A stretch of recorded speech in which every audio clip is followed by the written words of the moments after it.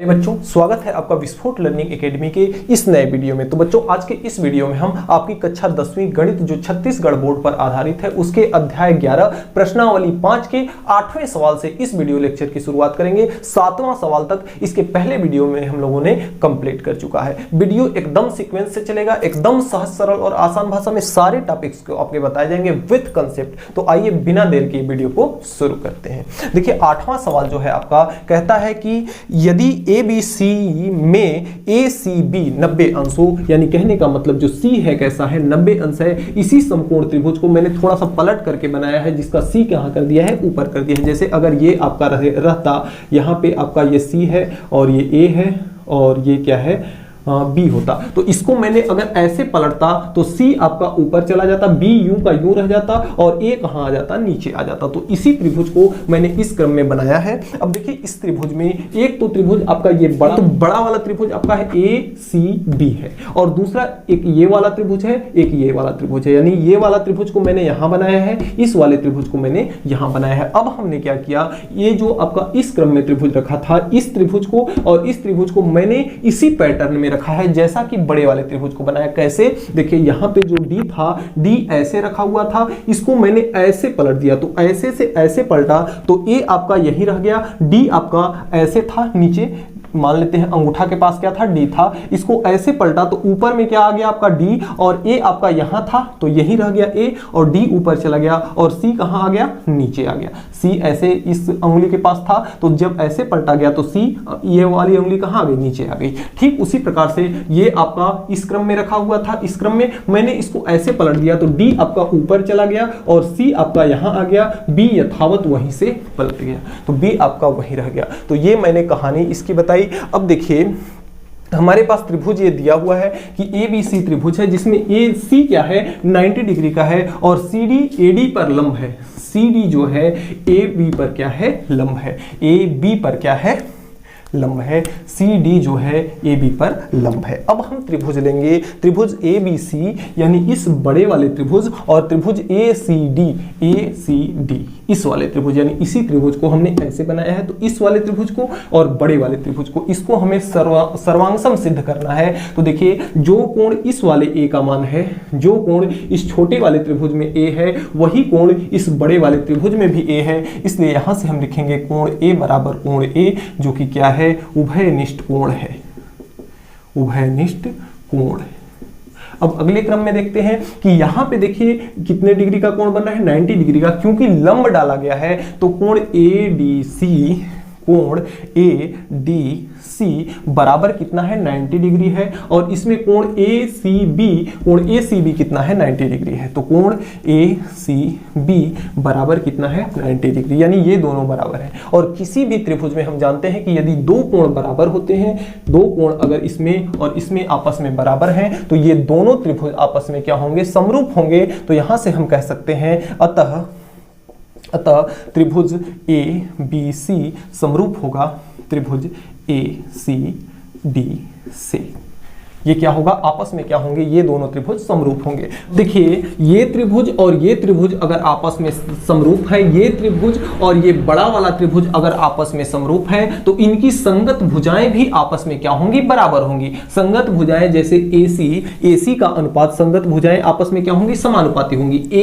AC के जगह पे इसमें क्या है, AB है, तो AC बटे हो जाएगा आपका AB बराबर AC बटे AB, और बराबर अगर हम इसमें ले ले AD, तो AD इसमें ले लें AD, तो AD किसके बराबर है, AC के बराबर है। तो AD बराबर हो जाएगा AC, तिर्यक गुणा करा दें तो AC का AC के साथ गुणा होगा तो ये आपका हो जाएगा AC का स्क्वायर। AB का गुणा अगर AD के साथ होगा तो ये हो जाएगा AB इंटू में AD। इसको मान लेते हैं समीकरण नंबर 1। अब इसी प्रकार अगला का भी करते हैं कि इस त्रिभुज को और इस बड़े वाले त्रिभुज से कंपेयर करते हैं। तो यहां पे देखिए, जो कोण इस B का है, जो कोण इस B वाले का है, B का मान है, वही कोण इसमें भी B है। जो कोण इस त्रिभुज में B है, वही कोण इस बड़े वाले त्रिभुज में B है। यानी हम यहां लिख सकते हैं कि कोण B बराबर कोण B, क्योंकि क्या है, यह उभयनिष्ठ कोण है। तो ये आपका हो जाएगा उभयनिष्ठ कोण।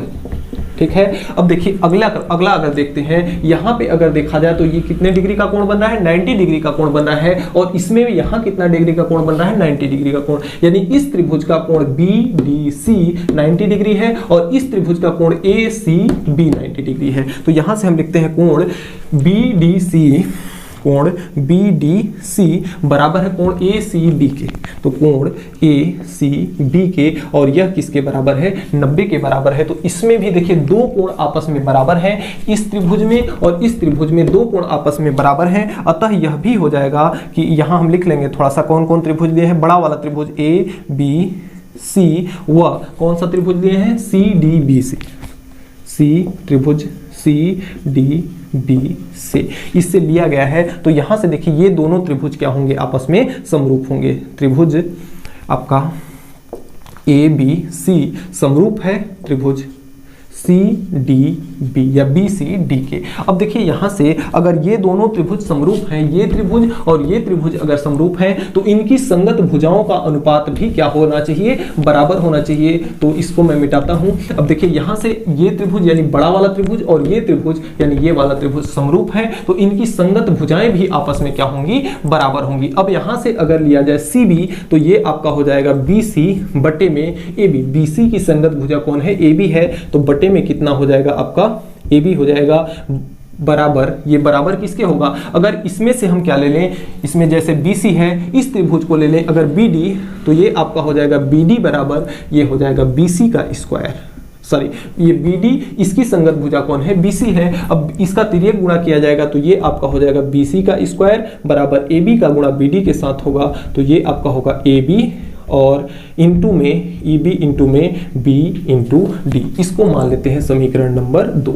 अब देखिए हमें क्या करने पर, समीकरण 1 और 2 को क्या करने पे हमें सिद्ध होगा। देखिए BC बटे AC है, यहाँ BC का स्क्वायर है, BC का स्क्वायर बटे AC का स्क्वायर है, इसमें BC का स्क्वायर यहाँ है, AC का स्क्वायर यहाँ है, यानी समीकरण 2 बटे समीकरण 1 करना होगा। तो हम यहाँ लिखेंगे समीकरण 2 में समीकरण 1 का भाग करने पर, समीकरण 2 में समीकरण 1 का भाग करने पर, तो समीकरण 2 कितना है, BC का स्क्वायर। LHS के साथ LHS का भाग किया जाएगा, इसका LHS है AC का स्क्वायर बराबर में इसका RHS है AB इंटू में BD और इसका LHS है AB में इंटू AD, AB इंटू में AD, A और D। AB से AB आपका खत्म हो जाएगा, बचेगा क्या, यहाँ बचा आपका BC का स्क्वायर बटे AC का स्क्वायर बराबर, यहाँ आपका बच रहा है BD बटे AD, तो ये आपका हो जाएगा BD बटे AD। यही हमें सिद्ध करना था, BD बटे AD इतना के बराबर, जो कि सिद्ध हुआ। तो इस तरह से आपका 8वां सवाल कंप्लीट होता है। अगले क्रम में प्रश्न संख्या 9 जो है आपका कह रहा है कि यदि पृथ्वी का व्यास कितना दिया है, पृथ्वी का व्यास दिया है 8000 मील, पृथ्वी का व्यास कितना दिया है, 8000 मील, और सूर्य का व्यास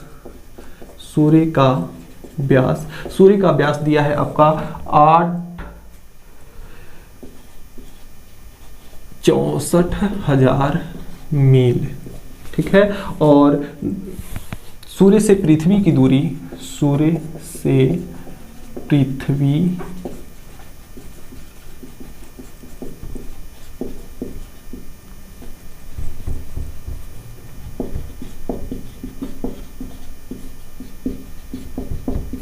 तो देखिए हमें दिया क्या क्या है इसमें, पृथ्वी का व्यास दिया है जो कि है 8000 मील, और सूर्य का व्यास दिया है जो कि है 864,000 मील, और सूर्य से पृथ्वी की जो दूरी है 92 मिलियन मील। अब देखिए 92 मिलियन मील का मतलब क्या होता है, 1 मिलियन बराबर होता है 1 मिलियन आपके 10⁶ मील के बराबर होता है।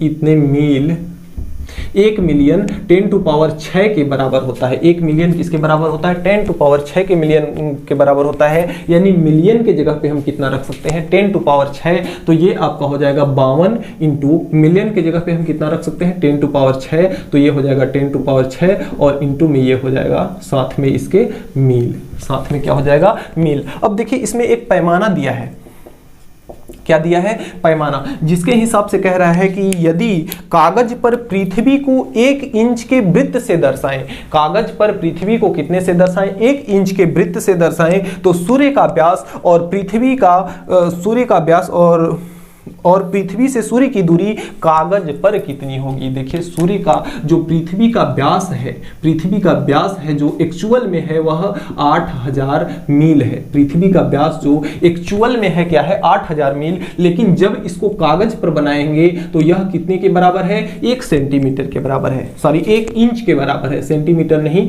इंच के बराबर है, 1 इंच के बराबर। पृथ्वी जब इसको हम कागज पर बनाएंगे तो इस 8000 मील को 1 इंच के बराबर बनाएंगे, यानी कि पैमाना जो दिया है, पैमाना दिया है कि 8000 मील किसके बराबर है? 1 इंच के बराबर है। 8000 मील किसके बराबर है? 1 इंच के बराबर है। कि यहां से अगर हम मील निकालें यानी 8000 को इधर भेज दें तो यहां क्या बचेगा? आपका मील बचेगा, और यहां हो जाएगा ये गुणा में है, 8000 इधर आएगा तो किस में हो जाएगा? भाग में, और इसके साथ में क्या है? इंच है। यानी जहां पे मील लिखा होगा उसमें हम 1/8000 इंच लिख सकते हैं। अब हम ज्ञात करेंगे सूर्य का व्यास कागज पर, सूर्य का व्यास किस पे?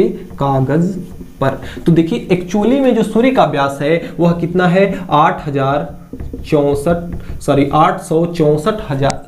864,000 मील है। क्या है? मील है। अब देखिए इस मील के जगह पे हम इतना रख सकते हैं, यानी इस मील को अगर हम मिटाएं, कागज पर बनाना है तो कागज पर 1 मील की दूरी तो हम बना नहीं सकते, तो इतनी दूरी कैसे बनाएंगे? तो यहाँ पे इस मील के जगह पे हम इतना लिख सकते हैं 1/8000 और वो भी क्या? इंच। अब देखिए 3 जीरो से इसका 3 जीरो कट जाएगा, 8 से जब इसको काटा जाएगा तो 8 एकम 8 और 8 अठाई 64, यानी 108, और इसके साथ में क्या रहेगा? इंच। इसके साथ में क्या रहेगा? इंच। इसी प्रकार से अगर सूर्य से पृथ्वी की दूरी निकालें तो सूर्य से पृथ्वी